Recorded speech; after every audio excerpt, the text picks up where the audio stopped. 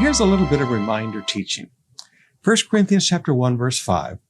Paul said, through him, God has enriched your church in every way, with all your eloquent words and all your knowledge. Now, isn't that beautiful?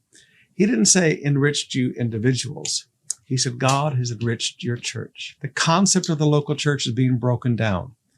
And, in part it's being broken down by preachers who have figured out that, like televangelists, you can take a lot of money in and not have to spend any money taking care of the people. But you know what? The tithe and the offerings are supposed to be used to take care of God's people, provide a place for them to gather together and worship, and provide all the things that they need for their spiritual lives.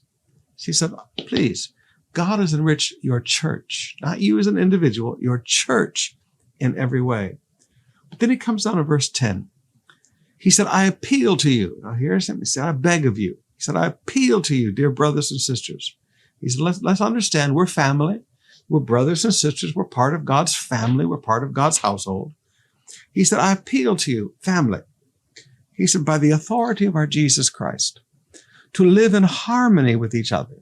Let there be no divisions in the church, but rather be of one mind, united in thought and purpose. For some members of Choli's household have told me about your quarrels, my dear brothers and sisters. Some of you are saying, I'm a follower of Paul. Others say, I follow Apollos. Others say, I follow Peter. Or others say, I only follow Christ. He said, now listen, you've got people that have come up from among you, and they've got you all looking after a person. They've got you all following a person.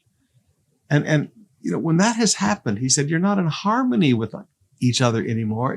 You've gotten into the old patronage system that came out of the philosophers from Athens. Because remember, Corinth is just across the water from Athens. And really, Athens was pretty much dead now. It's 400 or 500 years past their golden age. And all the philosophers are basically over in Corinth now. That's the big wealthy area of the time.